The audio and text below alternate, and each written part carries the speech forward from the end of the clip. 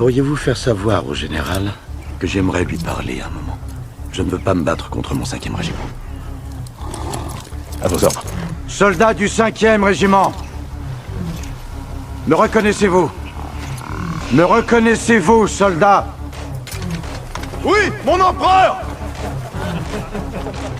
Vous me manquez. Je ne veux plus rester loin de mon pays. Je repense sans cesse à nos victoires. Je veux rentrer à la maison. Vous joindrez-vous à moi? Longue vie à l'empereur! Emmanuel Macron prépare une invasion surprise de la Russie avec 300 000 soldats français en suivant exactement le plan de Napoléon. On vous explique. Le monde entier a vu la tension entre la France et la Russie. Emmanuel Macron aurait secrètement ordonné à l'état-major français de préparer une opération militaire d'envergure contre la Russie. Selon nos sources au ministère des Armées, le président français, vexé d'avoir été comparé à Napoléon par Vladimir Poutine, aurait décidé de finir ce que l'empereur a commencé. Le plan, baptisé Napoléon aux 1000 baguettes pas trop cuites s'il vous plaît, prévoit de mobiliser 300 000 soldats des Français et Européens pour une offensive éclair qui suivrait exactement le même itinéraire que la Grande Armée de 1812, mais cette fois avec des équipements modernes et une logistique renforcée. Lors d'une réunion confidentielle à l'Élysée, Macron aurait déclaré à ses généraux « Poutine m'a traité d'impérialiste comme Napoléon. Je vais lui montrer ce qu'est un vrai impérialiste français. Mais cette fois, nous n'attendrons pas l'hiver pour prendre Moscou. » Les services de renseignement français auraient point et même retrouvé les plans originaux de la campagne de Russie dans les archives militaires pour corriger les erreurs stratégiques de Napoléon. Contrairement à 1812, l'armée française dispose aujourd'hui de véhicules blindés résistants au froid et d'un système logistique capable de fonctionner même par moins 40 degrés Celsius. Quelle est la capitale de la France? Paris, Et de la Russie? Saint-Pétersbourg. C'était Moscou avant. Moscou. Et qui a réduit Moscou en cendres? Je ne sais pas, monsieur. C'est moi. Notre dissuasion nucléaire nous protège. Elle est complète, souveraine, française de bout en bout.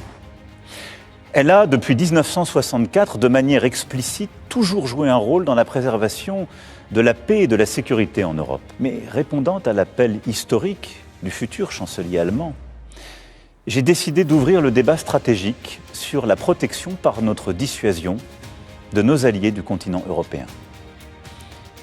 Quoi qu'il arrive, la décision a toujours été et restera entre les mains du président de la République. Pourquoi les Européens et tous plus largement sont dans cette situation face à l'Ukraine? Parce que vous avez une puissance nucléaire qui est l'agresseur. Et donc, de manière assez légitime, l'Europe doit se poser la question de la dissuasion nucléaire pour elle-même, au sens large. Si la Russie venait à gagner, la vie des Français changerait. de quelle manière? Nous n'aurons plus de sécurité en Europe.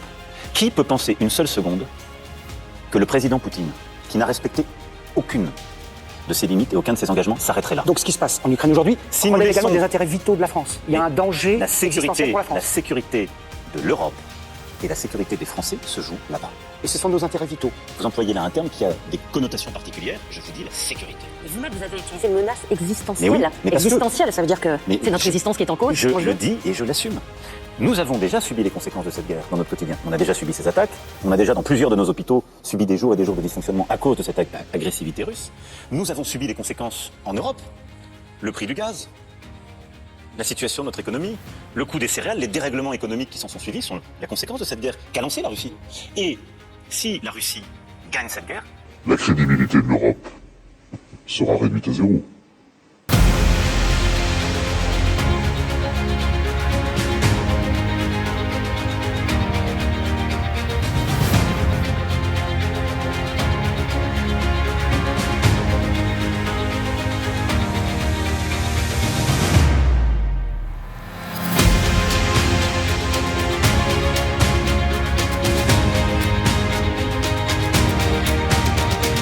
Есть еще люди, которые хотят вернуться ко временам Наполеона, забывают, чем это закончилось.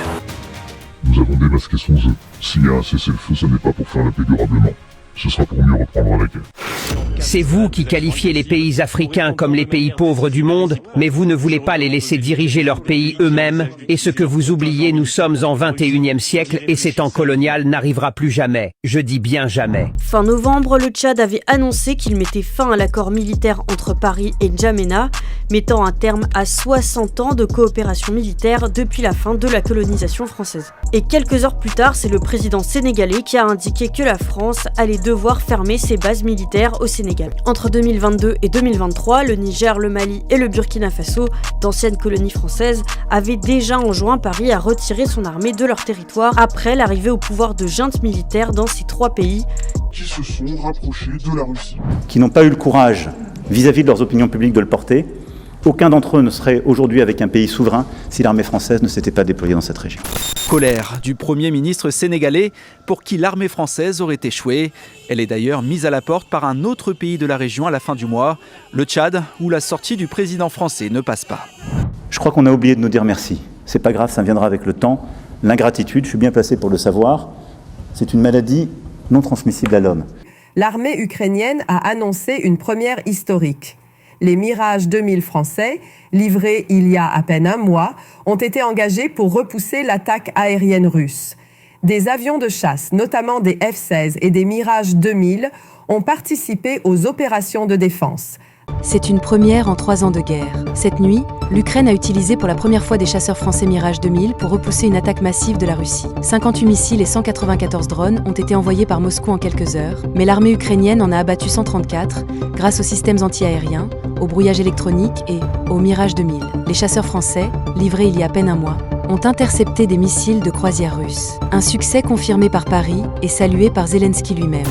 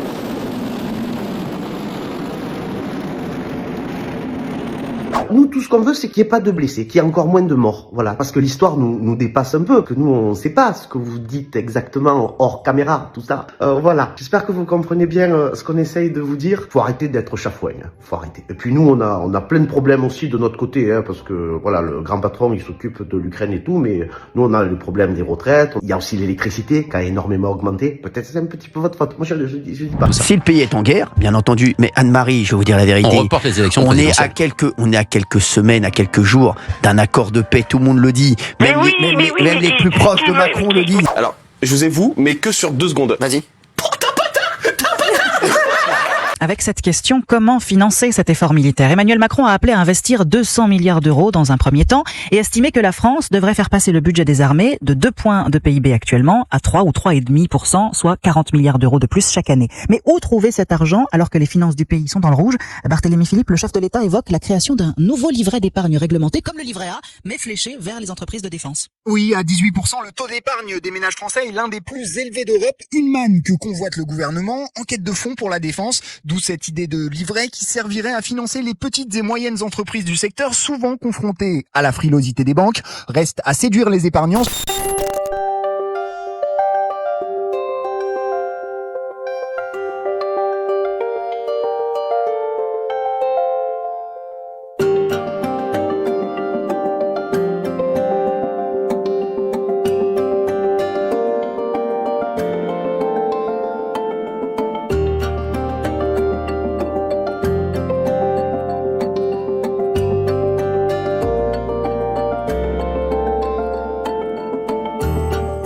Je rentre en France et je trouve l'État en banqueroute.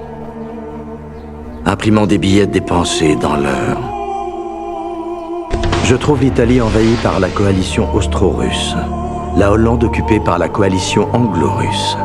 Et je ne parle même pas de la menace d'invasion qui pèse sur la France. Et vous osez m'accuser de désertion. Je vous le dis droit dans les yeux, vous ne me faites pas peur, Vladimir. Vous répétez ce que vous venez de dire? Vous ne me faites pas peur, Vladimir? Ils sont les officiers que tout le monde redoute, que les hommes entre 25 et 60 ans mobilisables essayent d'éviter. Les militaires de la Tetseka, chargés de recruter les soldats, multiplient les contrôles dans les rues.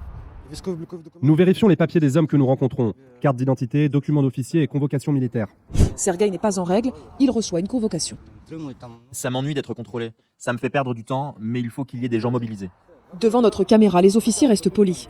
Mais les méthodes de la Tetseka sont souvent plus violentes. Sur cette vidéo, par exemple, un homme est attrapé par la police en pleine rue. Il risque d'être envoyé directement sur le front. Le manque de volontaires est tel que Volodymyr Zelensky a annoncé la création de nouveaux contrats plus attractifs pour les hommes entre 18 et 25 ans en échange d'une meilleure rémunération et des études gratuites. L'État veut les encourager à renforcer les troupes sur le terrain.